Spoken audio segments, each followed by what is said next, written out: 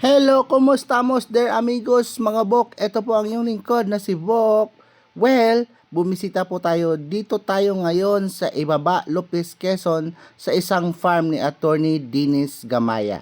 So si Attorney Dinis po ay client po natin way back during pandemic time pa. So eto, nakailang punta na tayo ng Luzon pero dinadaan-daanan lang natin yung kanyang farm.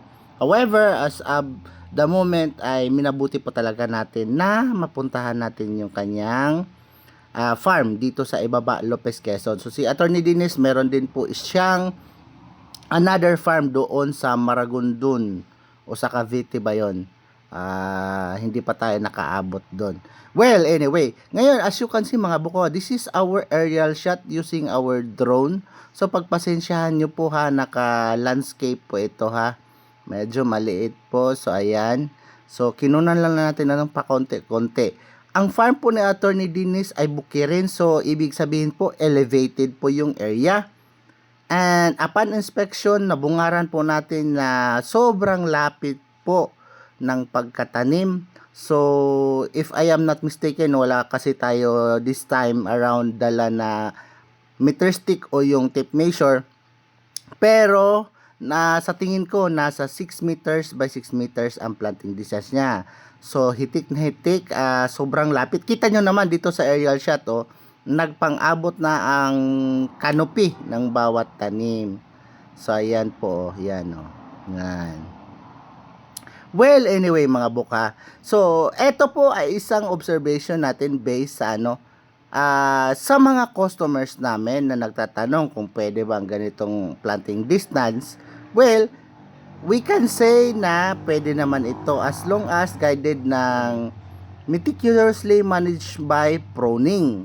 So yung elevated area, pwede pong ganito na planting distance, 6 meters or 7 by 7 meters. Basta i-pruning nyo lang at alagaan ang area. So, we have to make sure na mapasukan pa rin po ng sikat ng araw. Well, kasi kita nyo naman, nagpang-abot na yung canopy niyan. So, ang nangyayari po ay halos hindi na po iyan makapasok yung araw. So, ayan kita nyo naman dyan. Based po sa ating aerial shot. So, ayan. So, maya-maya, doon tayo naman sa loob. Okay, so for now, ito po yung observation natin dito sa aerial shot na nakuha natin dito sa farm ni Attorney Dinis. So, doon naman tayo sa loob, magkakaroon tayo ng few discussion naman based po doon sa loob. Okay? Andito pa rin tayo sa farm ni Attorney Dinis dito sa Lopez, Quezon. Particularly here in Banabihan. Banabahin pala. Banabahin. Ibaba. Lopez, Quezon. Well, eto, babalikan ko lang bago tayo magtapos. Yung planting distance dito, una, ang area po ay elevated or hilly type. So ngayon, based lang ito sa aking assumption, ang planting distance nito is nasa 5 meters or 6 meters. Okay?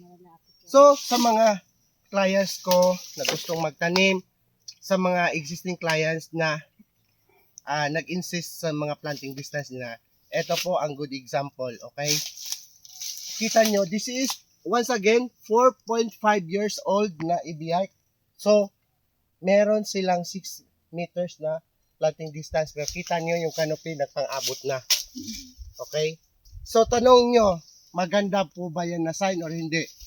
Yun po ay hindi. Kita nyo naman dito, malilim na, hindi na tumatagos ang araw. Okay? So, yun po ang mag-uumpisa na magkakaroon tayo ng pest control o pest infestation. So, dapat makontrol natin. But, good thing, I am glad, sobrang maalaga po ni Mama Yafe at saka ni Sir. So, pangalawa na po pala si Sir. Hindi po pala siya yung nagtanim, pero siya na po yung nagpabunga nito, nag-alaga. 3 years, So, mahigit na siya. So, ang mangyari, dahil na-control nila ang mga pest control diseases, kita naman ito, binalot sila. Ito po ay treated na cellophane na ginagamit na pambalot sa ating mga saging. Okay? Yung mga saging. So, bakit ko yung sinasabi ito? Yun po sa kadahilanan na marami po tayong mga customer nag-i-insist na pwede bang ganitong planting distance. Well, ang planting distance po talaga na recommend ko ay 10 by 10 meters or 10 by 8 meters if flat land. Pag hill type naman, katulad nito, elevated ang area, ayos lang po ang ganito dahil mainitan pa naman. Iikot yung araw. Pero, ito, ayos lang ang ganito dahil elevated siya, pero kailangan na ito, kulang po ito ng pruning. So, kailangan natin mag-pruning. So, nagturo na ako kay Sir ng open center method. So, dito po yan. Halimbawa, ito. Pag nabuksan po ito, yan, tatagos na yung araw sa gitna. So, ito dito, matatanggalan. Pero, ituturo ko sana kay Sir na yung mga ganito, dapat ito siyang tanggalin. I-pruning ito. Mga water shoots. Pero, may pera na naman tayo. Ayan, kita nyo naman yung ganito. Oo, yan. Ginawa nilang in-arching. So, yan. Diba? Oh, kaya may paggamitan. Yun lang. Hindi na tayo magtatagal dahil malayo pa ang Leyte.